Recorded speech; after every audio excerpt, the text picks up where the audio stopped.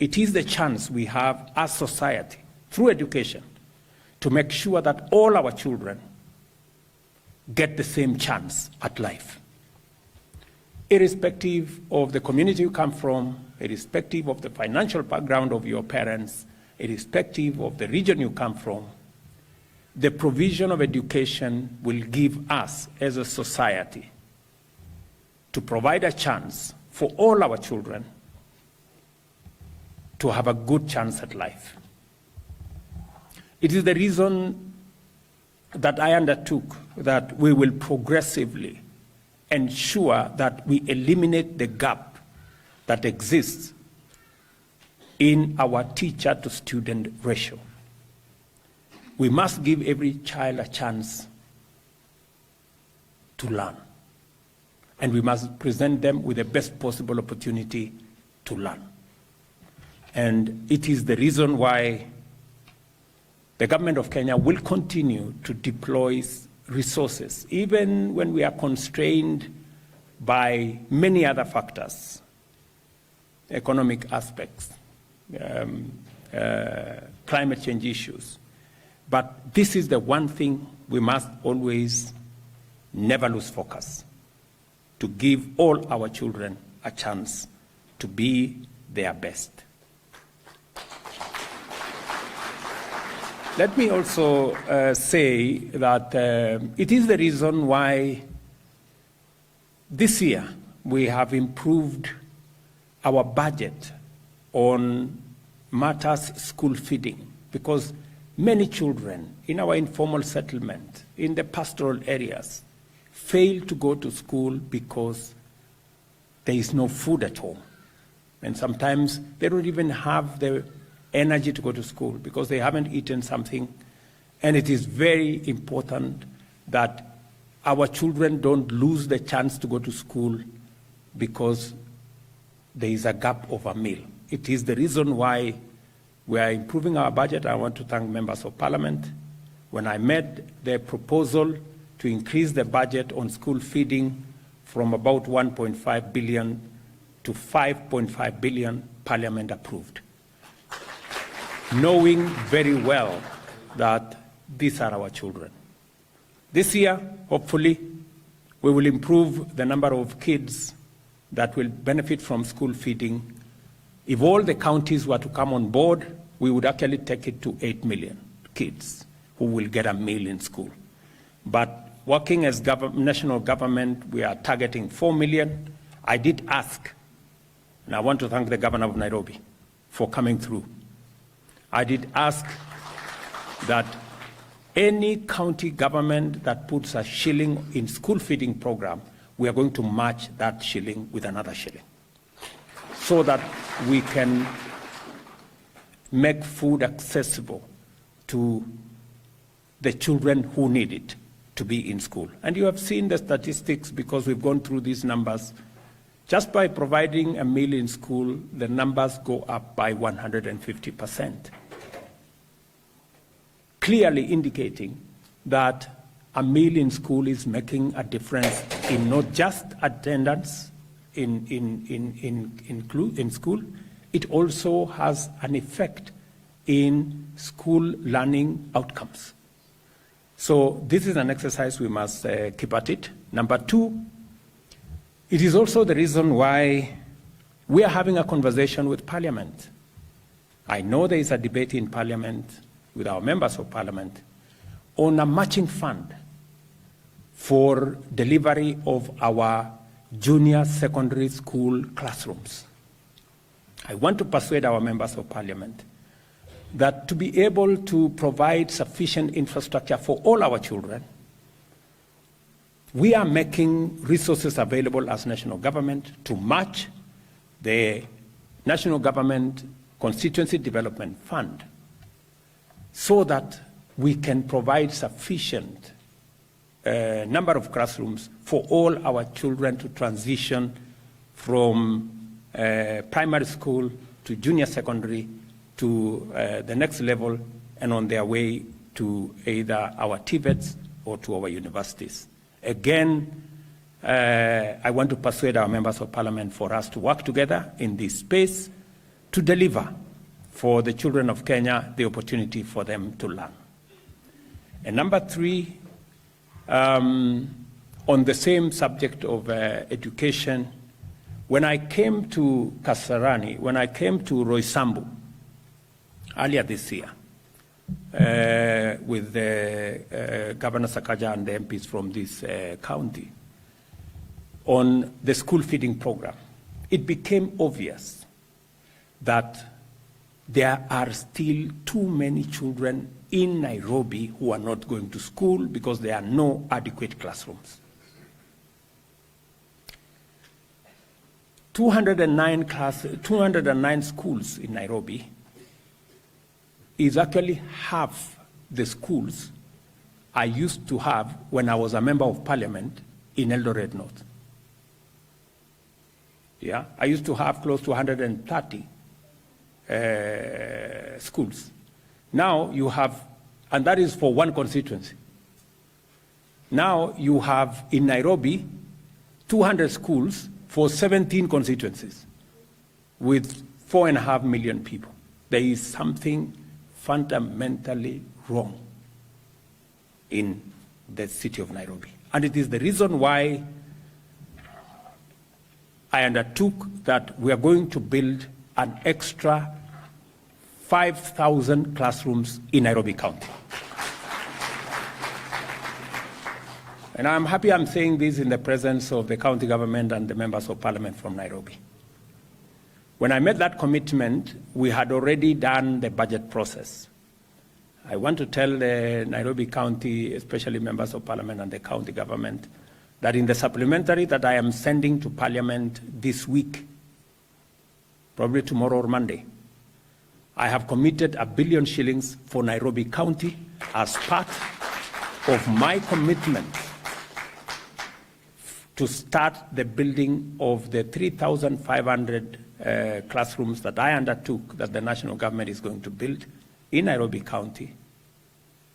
I want to ask members of parliament from Nairobi County to work with the Ministry of Education on a joint program, because we are going to make this, we are not going to procure ourselves for the construction of the classrooms. We want to work with the CDF to do that, so that becomes easy to deliver. So please, members of parliament from Nairobi, too many of our children in our informal settlements in Nairobi are not going to school because there are no adequate number of classrooms. Let us work together. I'm going to make a provision of R1 billion this year, R1 billion next year, and R1 billion the following year, so that we can complete the construction of the 3,500 from the national government. And Sakaja has given me his undertaking that he will do the 500 schools this year, 500 next year, 500 the coming year, so that we complete the 5,000 classrooms for Nairobi County in 3 years. It would be a very big shame if the capital city of Kenya has kids who are not going to school. You know, it would be something that is unbelievable. Not that those not in the capital should not go to school. In fact, the surprising thing is that there are more kids going to school in the rural parts of Kenya than there are in the city of Nairobi. You know, what a paradox. So we need to work that out, and I am happy that we have a program. Please, CS Machogu, call the members of parliament from Nairobi next week, sit down with them, let us see how we can get Nairobi learning, get all our kids in Nairobi, irrespective of where they live, to go to school. And we're going to find, with the members of parliament, where to build these schools and where to make sure that where we build these extra classrooms in the various places, whether it's even in some of the primary schools. We can work with the county to make sure that that happens. Let me also say that our children with special needs, and I was informed by the director of this place that when you say children with special needs, it doesn't mean only those who are disabled, even those who are too clever. I'm told they are also, they have, they need some special learning. So, and he has requested me two things, that we need to manufacture more devices to support the children with special needs. And I quite agree that we're still importing many of the basic devices. And we have decided as a country that what we can produce in Kenya, we should use the human capital we have, the resources we have, the raw materials we have to produce them in Kenya. And I agree that this is one area that we need to produce devices that are used by our children with special needs here in Kenya. They already have a piece of land, it tells me, in Mavoko. I will make sure that that land is secured. I'm told there are some people hanging around there. I will deal with them. So we will secure the land. I will send the National Youth Service next week to secure the land. And I want to ask our members of parliament who are here that I'm going to adjust my budget again. I will knock off a few things, including the travel allowances and many of the things that are in there, so that I can find 500 million shillings to give it for to start the manufacture of local devices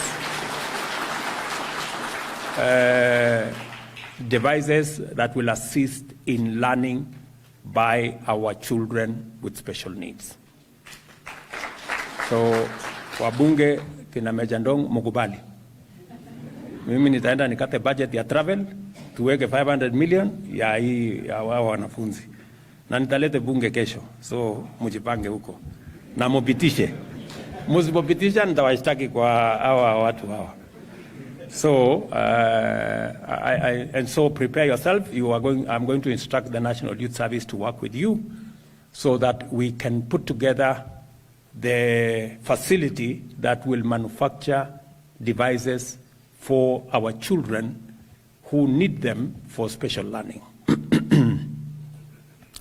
And finally, as was said here by the leaders who spoke, we have challenges of land all over the country, and we're trying to align.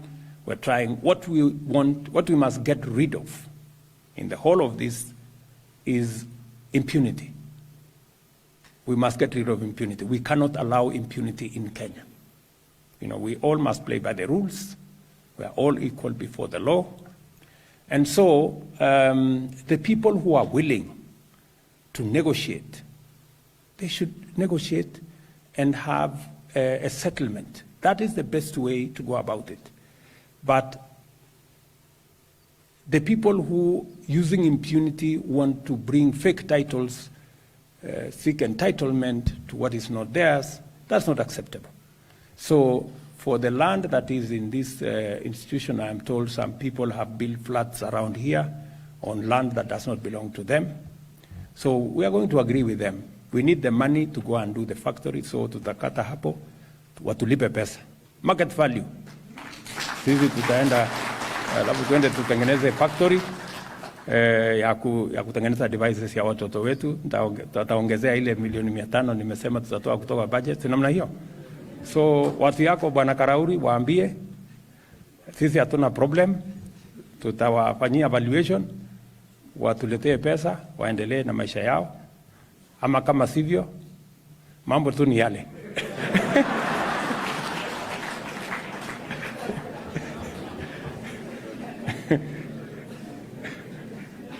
Si hapo tulikubaliana sisi wote. Hapo tulikubaliana. So and so it is to so I think even on the subject that was raised by Sakaja, the county government, the national government should facilitate a process of settlement in a way that is acceptable to the owners of the land and those who are occupying. If they are willing to pay, we should go that direction so that we can create more harmony and be able to take this forward. Let me also say that as we move this process forward, I am acutely aware that there are many children who are at home because their parents have no means to care for them. They are disabled in one way or another. And I agree that our community health promoters, now that they will have 100 households to look after, they should also look for all the children who today have no access to any medical attention, any attention of any sort, and bring them forward so that we can find a mechanism of assisting these children with special needs, children with disabilities, who today their parents have no capacity to support them. It is also the reason why we had to go on a paradigm shift in the delivery of our health delivery in Kenya. We had to do it in a different way. For a very long time, we concentrated on a curative mechanism, building bigger hospitals, equipping with more equipment, but it is proven that if we can do more prevention, we will have less hospitalization and less curative, expensive interventions. So the fact that we are moving to more promotive and more preventive mechanisms, working with our CHPs, reorganizing our primary health care, our dispensaries, our health centers, making them people-centric, bringing on board better public participation in the management, in all the other aspects, having committees of communities. Communities must begin to appreciate that the dispensary next door, the health center next door is your facility. And you need to participate in making sure that it is run well, and we have provided a mechanism under the new law where the public will participate more in making sure that their facilities are working.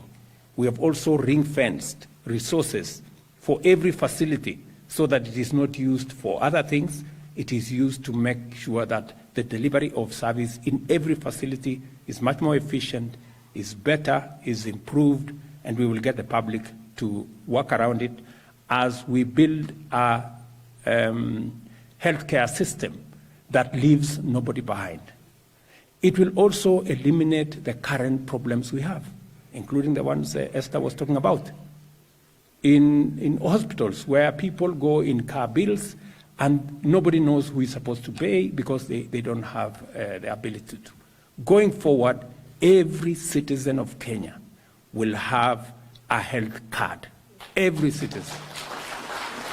So going forward, there will be nobody who will be detained in any hospital because we have made provision for every category of treatment at the primary level, at the referral level, and referral goes all the way up to the chronic, the emergencies. We've thought out the whole process so that nobody gets detained again, as is happening at the moment in any hospital, because we will have made the right decisions. And it is my intention to make sure that we sort out this challenge that has been with us for many years. And this time round, I think we have it in the right place. And I want to thank again Parliament. They passed all the laws in record time. We now have a framework. I'm going to be forwarding to Parliament the regulations in another month or so to make sure that we have the complete policy and legislative ecosystem to make sure that we deliver on this matter of health. Meanwhile, I will look at what to do so that nobody spends Christmas in hospital. I thank all of you who've been part of this momentous occasion and expect that these vehicles will have a positive impact in the work that all our education officials are doing. My very best wishes to all our children with the exams from Monday. kwa watoto wetu wote wa taifa letu la Kenya ambao wataingia katika mtihani wetu Jumatatu, na watakia heri, na watakia baraka, utulivu, muweze kufanya mitihani yenu kwa njia na taratibu sawa sawa, na sisi wote kama serikali tutahakikisha kwamba mitihani hiyo inaendesha kwa njia inayofaa, na kila mwanafunzi na mtoto wa taifa letu la Kenya atapata nafasi yake ya kufanya mtihani, ndio tuweze kuwapitisha waweze kusonga katika kiwango inayofuata. So again, to all the good people here who are assisting us with the running of this very important sector, I must say I am truly grateful. We have many people in this sector, the people working in the sagas, the people working in all the other areas. You are making our job a lot easier. Asanteni sana. I must also congratulate Machogu and team, your two principal secretaries and all the people, three actually principal secretaries and all the other people, for what you're doing, especially in the rollout of the new funding model that will make our education much more predictable, our funding much more efficient, and making sure that we don't send our children to school when we haven't provided funding for them to learn. So I'm very happy with what the ministry is doing, and you have our support to make sure that all our children have an opportunity to learn. To TSC, who are helping with the management of our teachers, asante sana. I know you have a difficult job balancing many things, but now that we have made provision for some promotion of some of our teachers, hopefully we can motivate them more.